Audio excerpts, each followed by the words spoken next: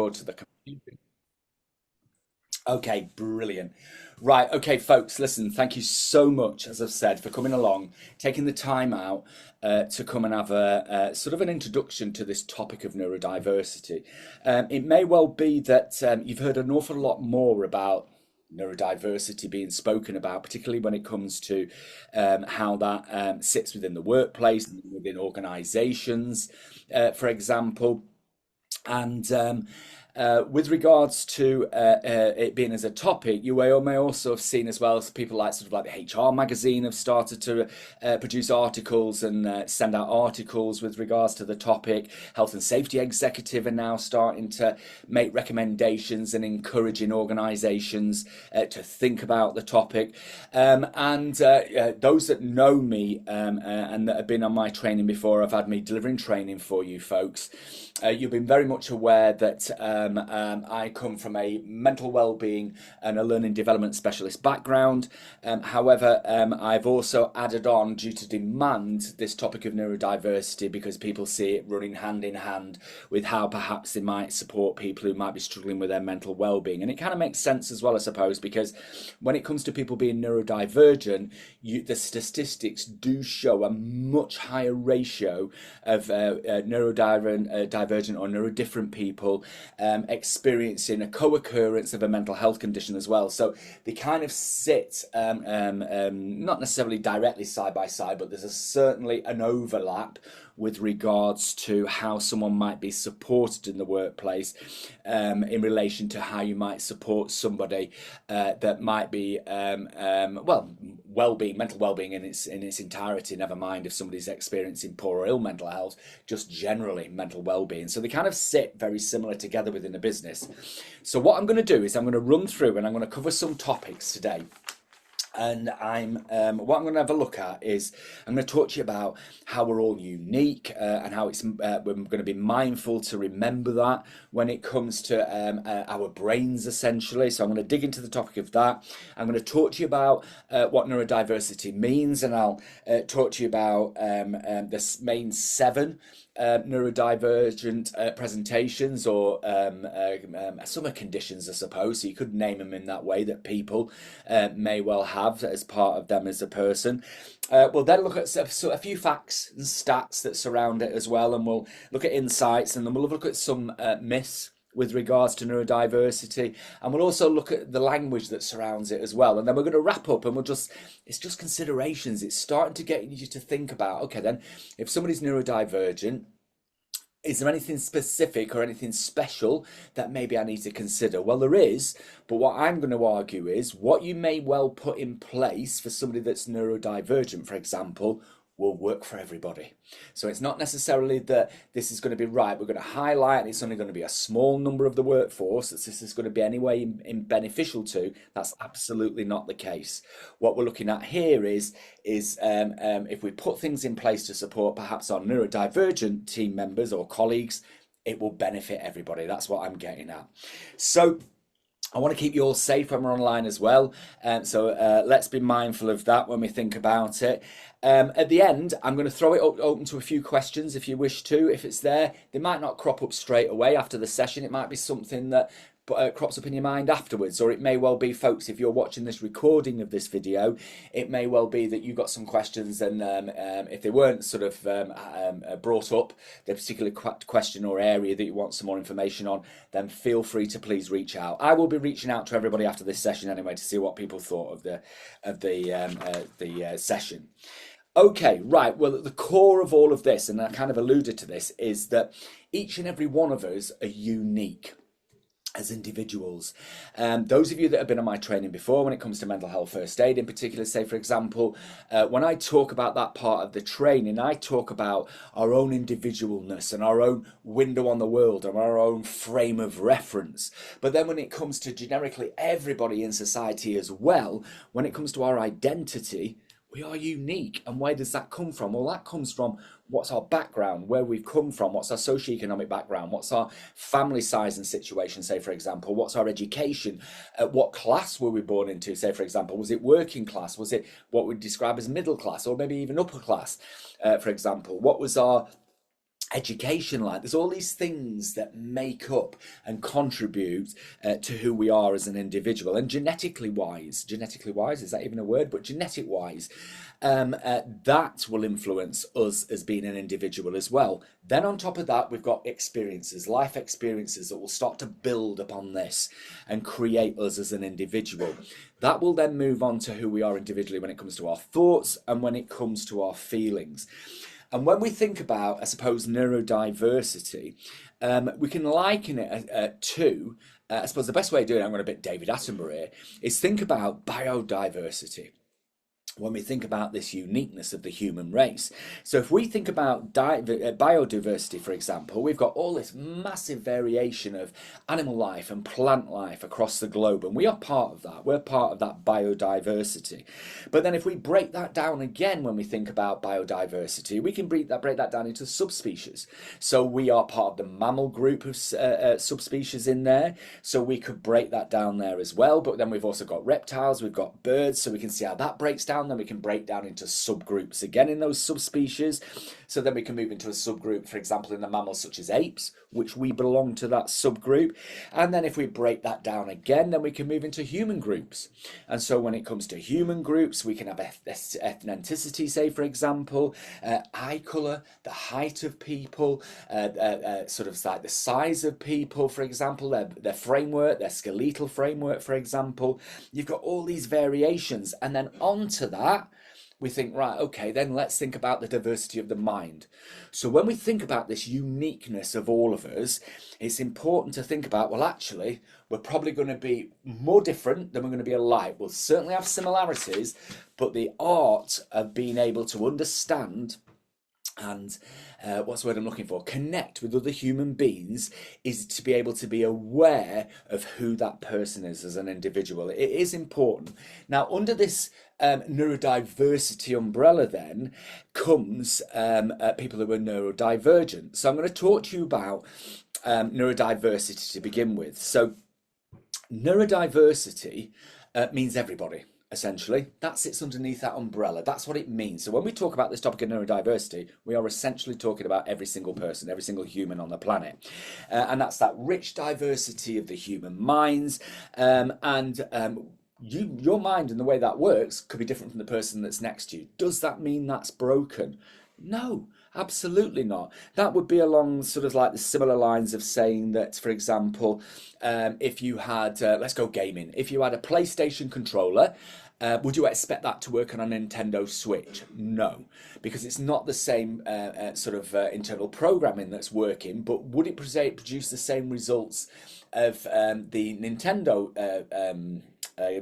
controller? 100%. They're going to operate those two systems, and they'll operate those two systems independently effectively, but it doesn't necessarily mean one will work with the other. And so when we think about neurodiversity, then that could explain, so not explain, but that could give us some understanding, I suppose. Yeah, same thing on what I'm saying there, when it comes to people being neurodifferent, which is another term I'll get onto in a bit when I talk about terminology that surrounds it. But then when we move to thinking about, okay, people who are neurodivergent, if you're working with somebody and the statistics show, I'll throw one in here at this moment in time, that they believe 1 in 7 of the population are neurodifferent or neurodivergent. And that is with estimating a few people that are not diagnosed, but they actually think the figure's probably going to be more higher, in all honesty. And it's when you think about, do you remember mental health? And when we talked about this pre-pandemic, a lot of people weren't confident to maybe disclose that they were struggling with their mental well-being. So any data that was collated was often a little bit skewed because of societal's view if somebody was honest about what their situation was. We're kind of getting into that realm now when it comes to neurodivergent and neurodiversity, and when people disclose it, it's because they're feeling more confident. So we're going to see those statistics and figures going up. So that means actually this is fairly common. This isn't something that's quite rare that you might come across somebody that's neurodivergent. This really is quite common. So as I said, it could be as much as 1 in 5, 20% of the population. And then again, you have different, for example, different industries that attract people who are neurodivergent perhaps more than others. So for example, the construction industry has a much higher ratio of people who are neurodivergent. You've got IT has a much higher ratio of people being neurodivergent, for example. Finance often have people that have a higher ratio of people being neurodivergent.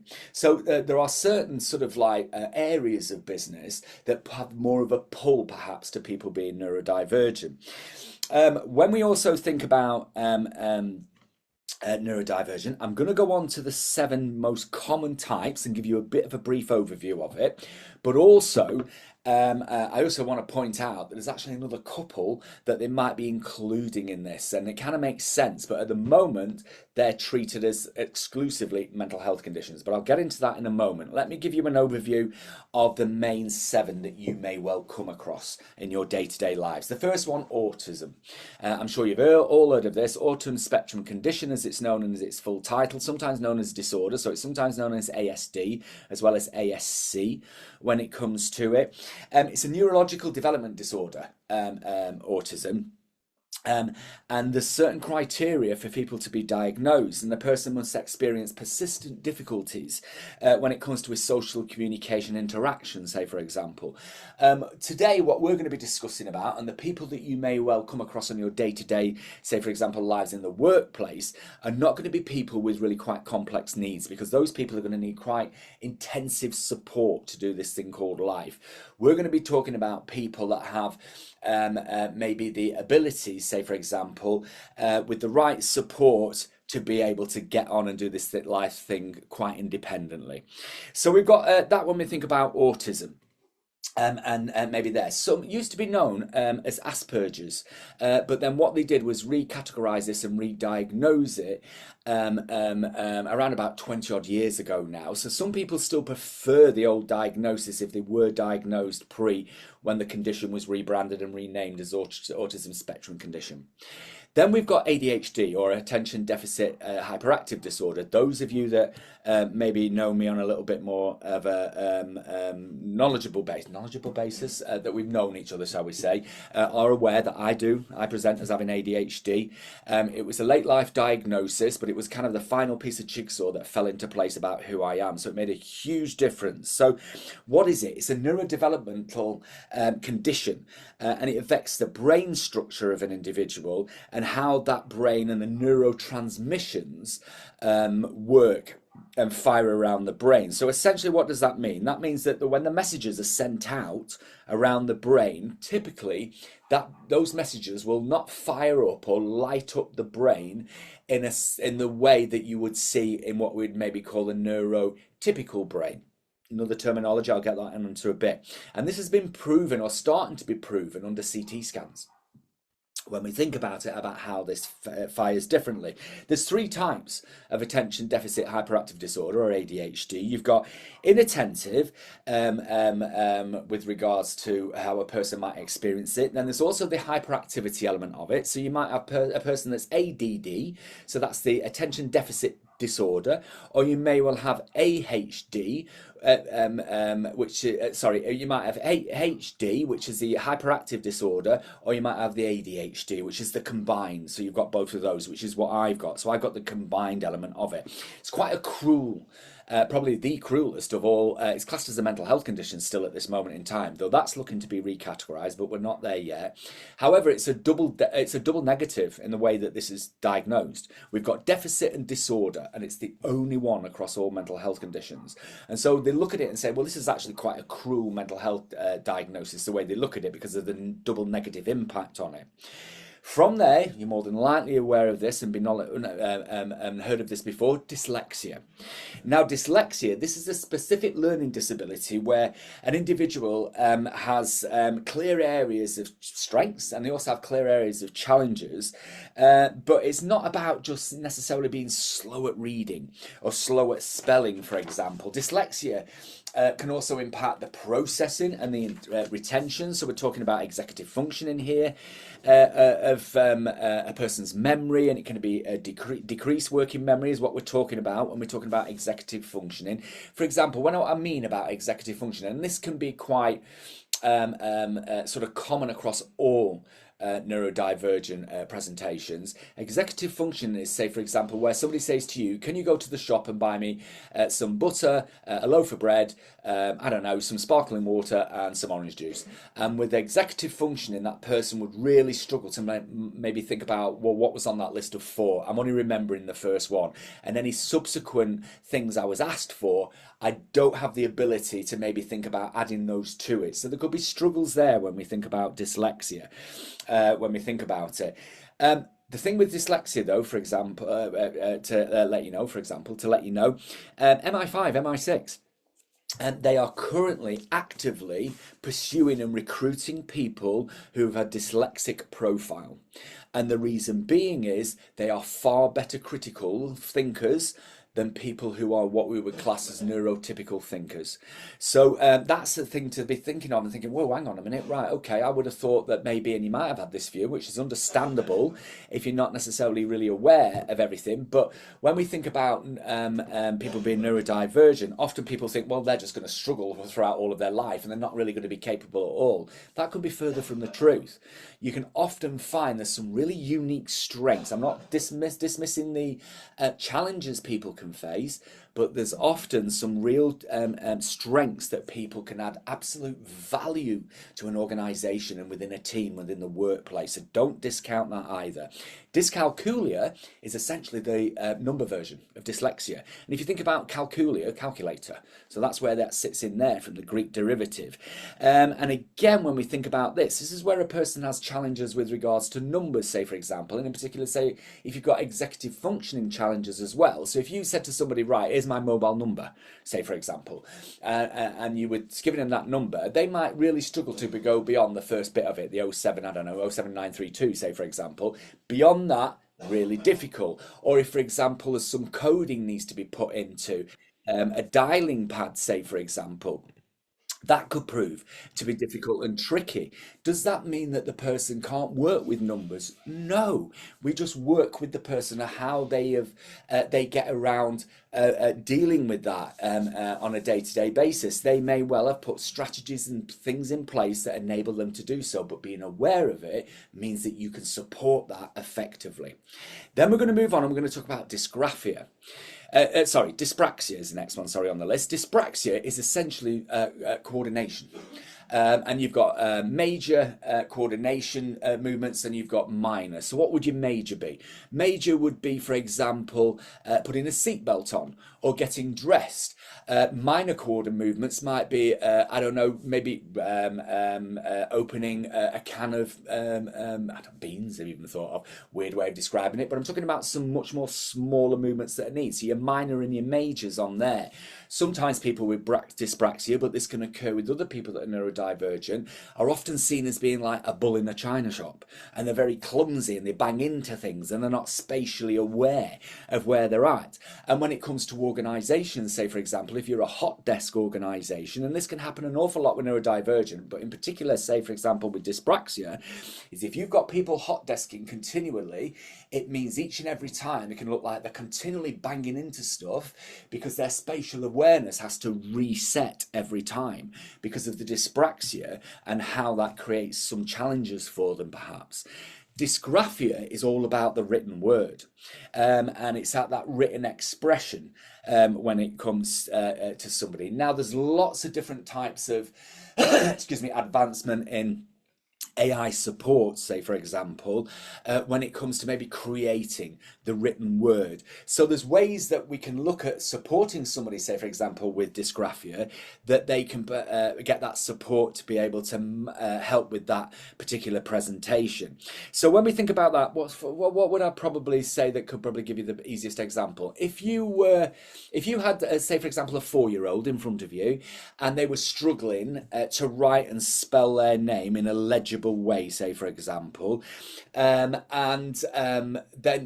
you would probably expect that, wouldn't you? It's a 4-year-old. But if you were an adult, say 24, and you were having their struggles, there's a possibility it could be dysgraphia that's causing that situation to be happening.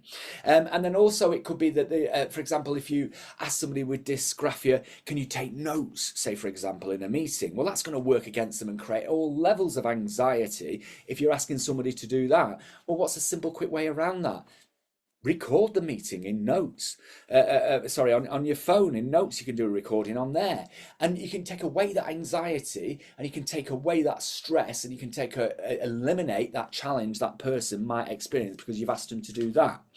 Then we move on to Tourette's syndrome, or Tourette's as it's known, if you take the syndrome element out of it. And you may well have seen the film, I swear, that was on Netflix not long ago, which is an incredible film about somebody's lived experience of having Tourette syndrome.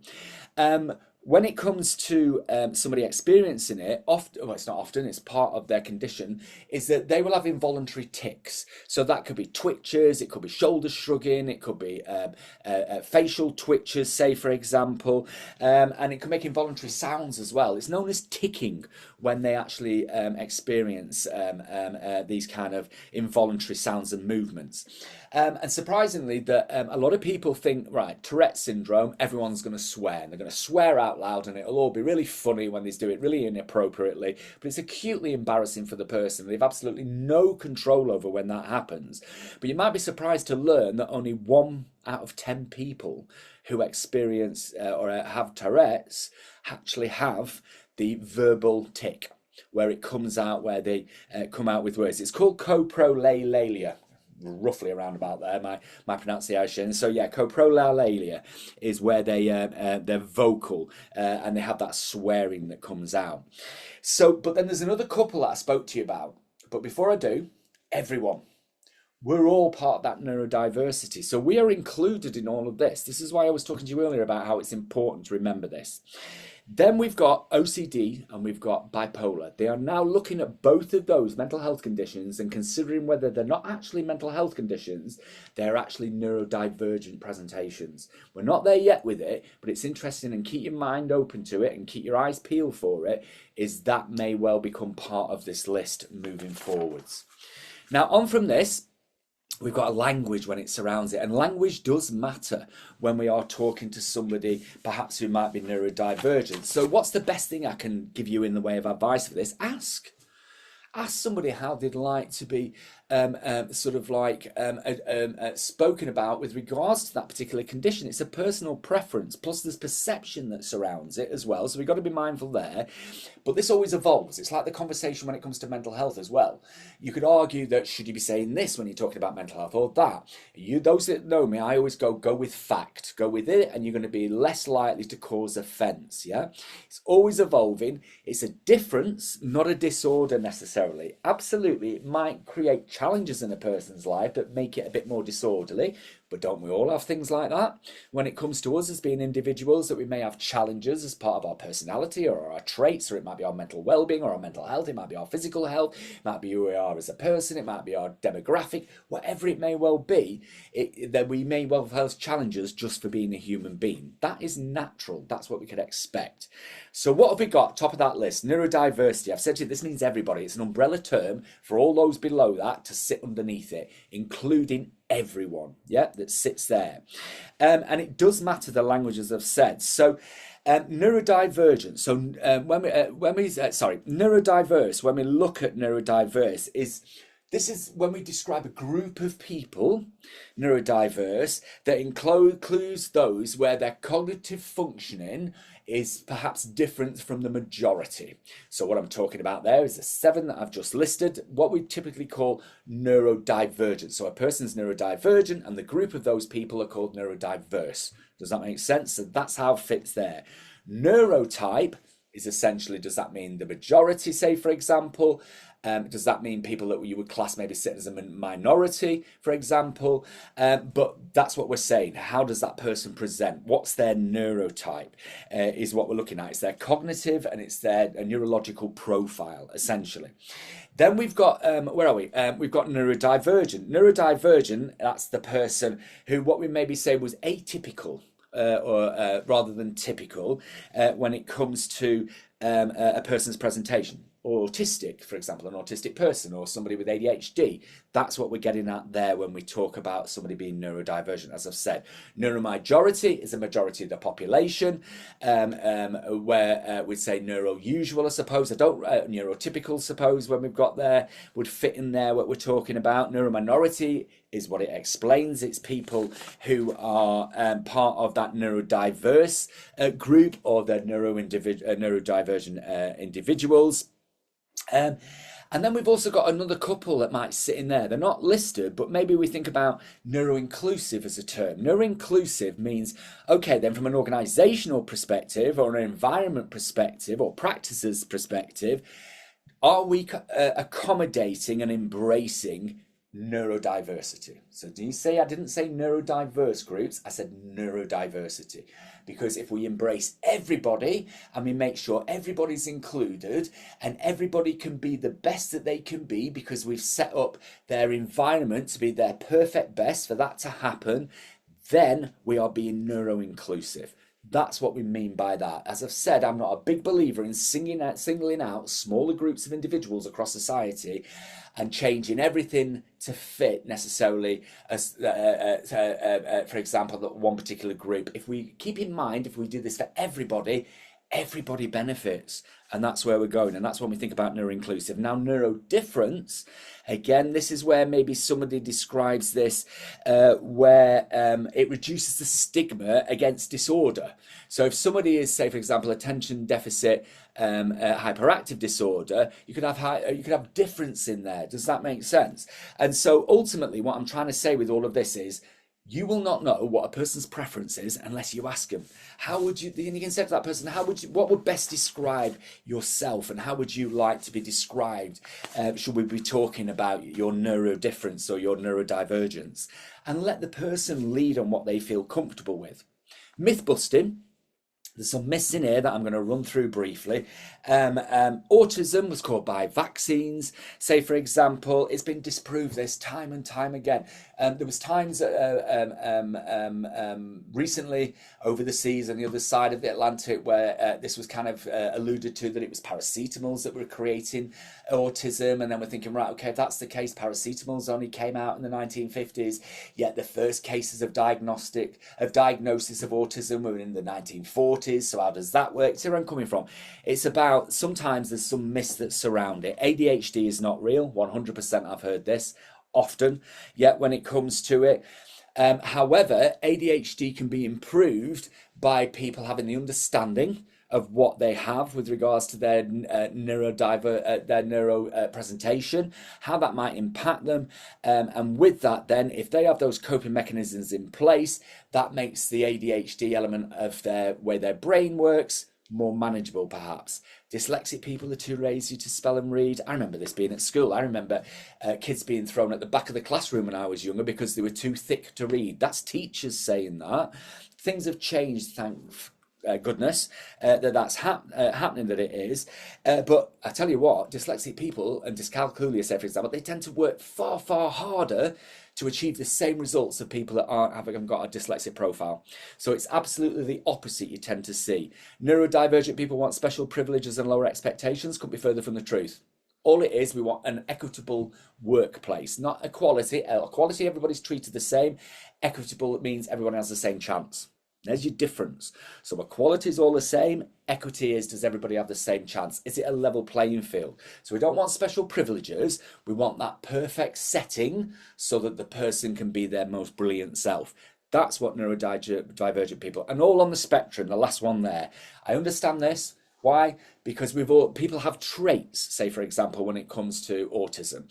Traits doesn't mean the person's got autism. And people in the autistic sort of arena are stepping away from the autistic spectrum, because it's kind of alluding to a person with autism, or not autism, so people all the way around. An autistic person has either on the scale of 0 to 100 as 2 out of 100 is they have some very light challenges, but then somebody's right down there at 75 and that's far worse. It doesn't work like that. It's like a mixing desk of a spectrum rather than a linear line of what a person can and can't do. So that's incorrect as well. Now, if we focus on strengths, and now there are challenges, I'm not getting away from challenges, and they need to be supported, but also let's think about what are those special strengths that somebody that's neurodivergent can bring to the team, essentially, because you want the best performing teams. If you do look after teams in a business, and if you have a wide sort of range of individuals who can bring their uniqueness to that team, then you're going to have a much better team. So what strengths can be for people that are neurodivergent? Exceptional focus and deep work. Yep. With regards to that.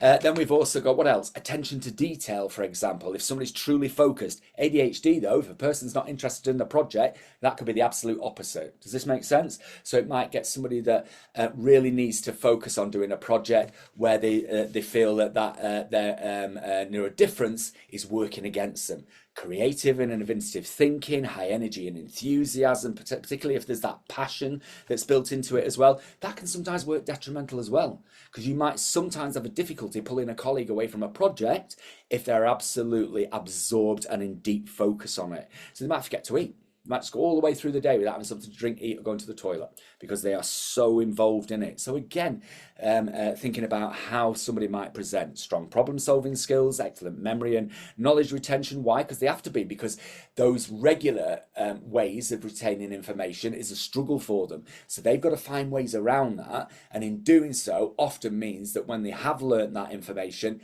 it often stays far better in the long-term memory bank of the brain.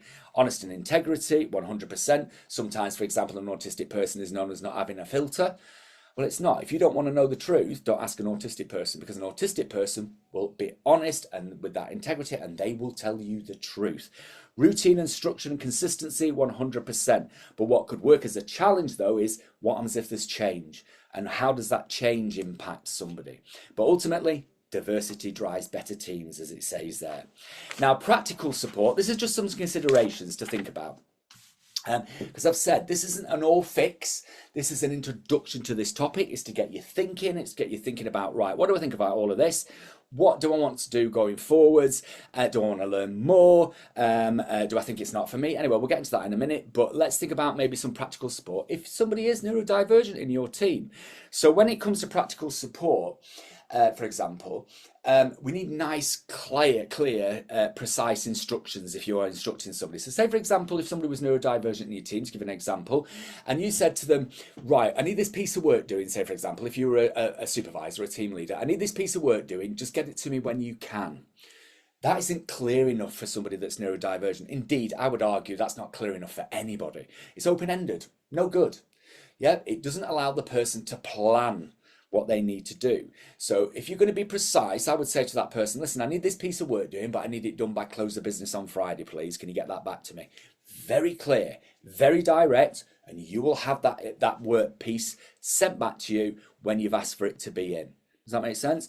Use visual and written support if necessary, because people, and again, when we think about this, say, for example, you're working in a noisy environment and you've got somebody whose executive function is already a challenge and you're asking them to do 5 or 6 things of tasks that you want them to do. There's all this noise going on, and people who are neurodivergent often have sensory overload that can happen.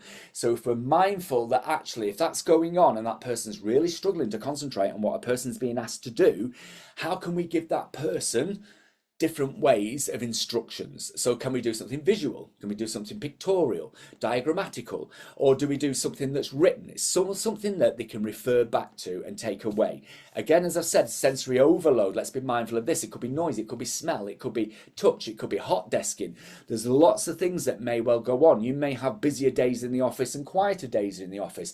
The busier days in the office, because of the footfall and the increased in volume of noise of people just essentially being in that space, means that people who are neurodivergent in the team then suddenly really get an impact of that increased volume of noise. So would there be any problem at all those neurodivergent people wear headphones when that noise starts to become a little bit impactful or more impactful? Processing time, for example. If you're asking somebody for a comment or an opinion and you want snap, snap, snap responses straight away, you may well not get that from somebody who's neurodivergent. And that doesn't mean they're slow or they're thick or there's anything in that. A lot of time they need to process that information so they can think about all of that, think about it in the way that their brain works and thinks about it, and then respond. So you might well hear there, for example, that an autistic person has no emotions. That's rubbish. Autistic people absolutely have emotions and indeed experience emotions far more acutely at times than people that are neurotypical. It just means, though, that the processing time is slightly slower, maybe perhaps, and so when they get through and they experience that emotion, the moment that emotion was meant to be displayed that you would expect to have been displayed has passed. Does that make sense? So it's about being mindful, keep communication respectful and straightforward. No, what's the word I'm looking for? No, saying things such as, if you said to somebody who was neurodivergent, for example, oh, it's raining cats and dogs outside because it's been raining in Manchester. They would expect to see cats and dogs outside. They'd take things very literally, for example. So be really clear and respectful when it comes to that communication. Extra clear if it's safety critical information, for example. Consistent with routines if we can be. Let's focus on strengths. And if somebody's becoming overwhelmed, what is the go-to? What does that person need? And you can have these discussions before the overwhelm happens. So if you're a line manager or you're a team person or whoever you may be and where you sit in the business, it could even be a colleague and you've got a colleague that sits next to you. And if they're neurodivergent and they start to become sensory overwhelmed and they go right and they can have two things, meltdown or shutdown. So a meltdown is where that'll be quite an explosive reaction to that overwhelm, or a shutdown will be the going inwards. So if you think about freeze or flight when we come to the stress and preservation things, you've got the fight and it's that overwhelm burst out of it. That's how that's reacting. The freeze is it's going internal. And so a person might become very non-verbal, very still and not want to talk to anybody. See where I'm coming from? And it might be the opposite with the other side of the meltdown. But also another thing as well, allow people to fix communication areas. And people, I promise you, when they're neurodivergent, have got no problem about people just pointing out, say, for example, that they've said something that might be construed as being a little bit, excuse me, a little bit off. Or a little bit, may I say, it may be insulting, or it may be something that has a negative impact on somebody. No problem at all. For me, for example, ADHD, I'm an interrupter. It's part of who I am. It's the way my brain works. It works that fast that if I've met anybody new, I'll explain to them and I'll say, listen, if I interrupt you, please just say, Peter, stop, you're interrupting. Because I might not be aware that I'm doing it, but I will not take it personally if you ask me to do so, because I've asked you to. And I don't want to do that and roll over a conversation. I'm not doing it to be rude. My brain works so fast, if I don't get it into the conversation, I'll forget it. And it will be gone because I'll have moved on to the next thing. It's part of who I am. Bottom line, when we think about how we do practical support, ask the person how you might be able to help. Now, as I said, this has been an absolute whirlwind of a trip round. We're slightly over, and I'm absolutely encouraged to see that folks have remained on it, which is all good. So I'm hoping that you are getting something out of it. But do you know what? I'm going to throw it open up to any questions now, if anybody would like to. I'm going to stop sharing the screen to give people an opportunity. You don't have to put your cameras on if you don't want to. But has anybody got any questions, perhaps? If you've not, you might think of them, or you might be thinking no, or you might not want to ask any questions. But anybody got any questions? Has anything cropped up?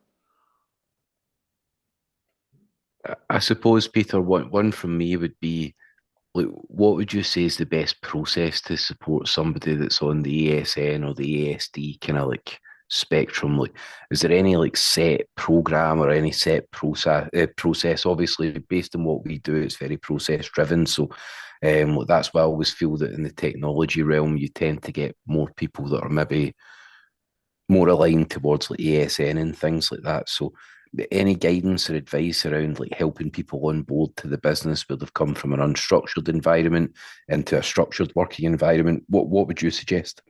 I think open dialogue is going to be a start, David, if I'm honest.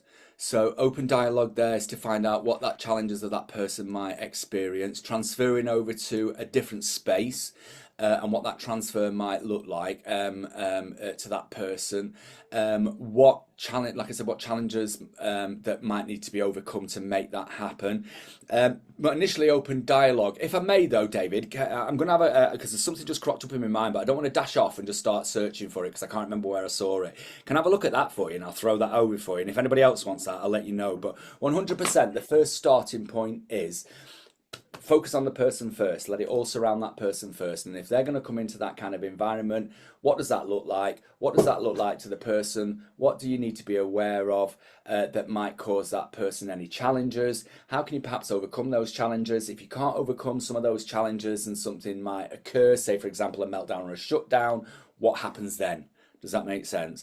Yeah. And it also could be the educational piece that's needed as well. Look at me, I said I'll shut up and I'll go and search it, but I'm off and away, the brain's gone.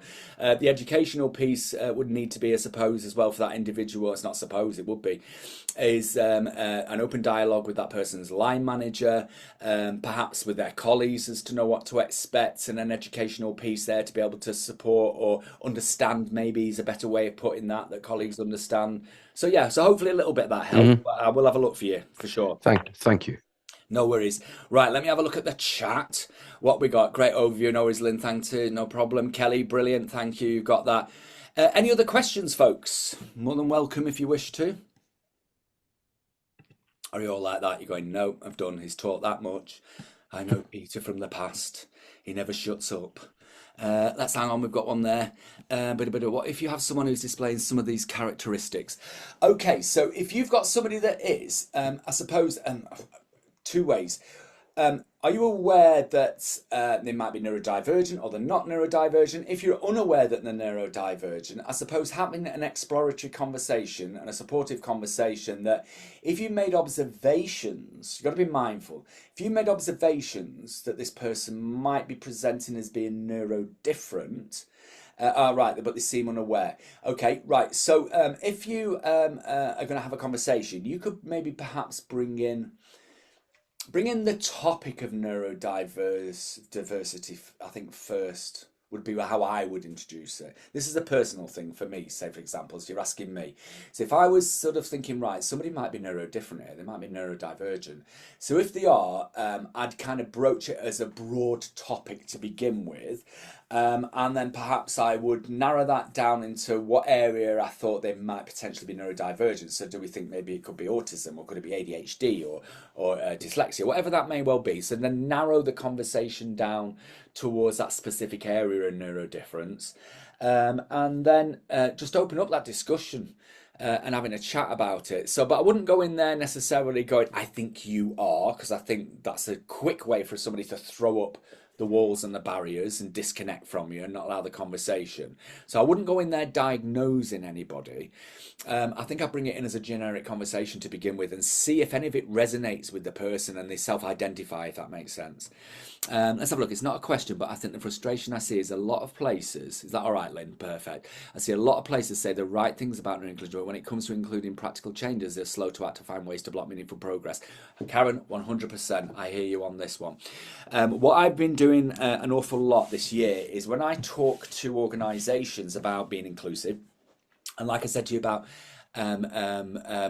everybody being included, that's the way I kind of approach it to begin with and say, listen, of course, we've got people who are different across the organisation. Like I said, we've got people that need glasses, we've got people that need, for example, when it comes to physical things, they might need different back supports.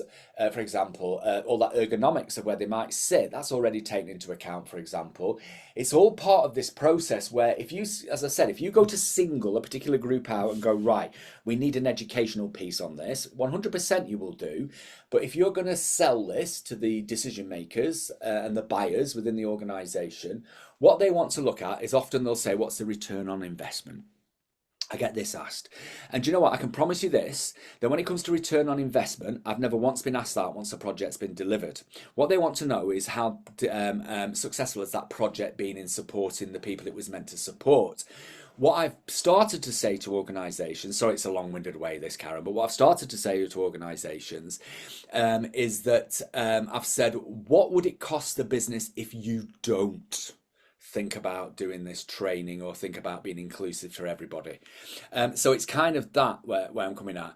I like what you said at the start about some changes benefiting everyone, not just individuals. Yeah, 100%. Yeah, Karen, is what I'm trying to allude at to there. It's everybody.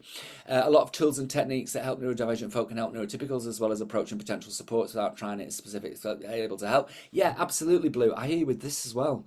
Yeah. So when we do think about this, it's going, okay, then if we don't want to single out a pick, I mean, sometimes we have to. We can't get away from that. Sometimes we can't support people in colleagues within an organisation, some colleagues in an organisation, without having a specific set of knowledge or training in being able to do so. So that is going to have to happen. But what I'm trying to get across here is, and what folks have said here, Blue, you're saying a similar thing as well, is that going, but if we do it for everybody, if that's the intention, is going right, because you don't necessarily have to have dyslexia to be struggling with the written word in English. What happens if English is not your first language? Does that make sense? So if you've got a workplace where somebody's going, right, okay, then my spoken English is far better than maybe my written English, but when it comes to being written English, so how do you get around that and help and support somebody? Well, somebody that's dyslexic, if you're supporting someone dyslexic, perhaps the way you support a dyslexic colleague is absolutely the right fit for the person whose English is not first language. Does that make sense? So yeah, absolutely. Not saying you have ADHD, but this resource for ADHD may be helpful to you based on the challenges we've discussed. Fabulous, yeah. We've got that there. I don't know if you're sharing a resource there. I'll have a look at that in a moment. But yeah, we've got those elements there with regards to it. Yeah. Any other thoughts?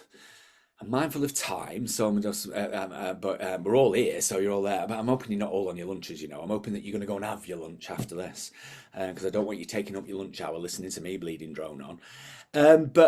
Any other questions you might think of? And if there's anything more in depth, I'm more than happy with any of you to jump on. Like I said, I'm going to follow up, and I know some folks, you're watching this on record as well. You may well have questions that have not been brought up here, and I'm more than happy to discuss and chat through with you those as well. But anything else? Anybody want to bring up just before I start to bring this to a close? No, we all good? All right, folks, listen, do you know what? You've been wonderful. Thank you so much for coming along and attending. I really do appreciate it. I hope you've got something out of this where it's gone, right, okay, then this has got the thought juices running.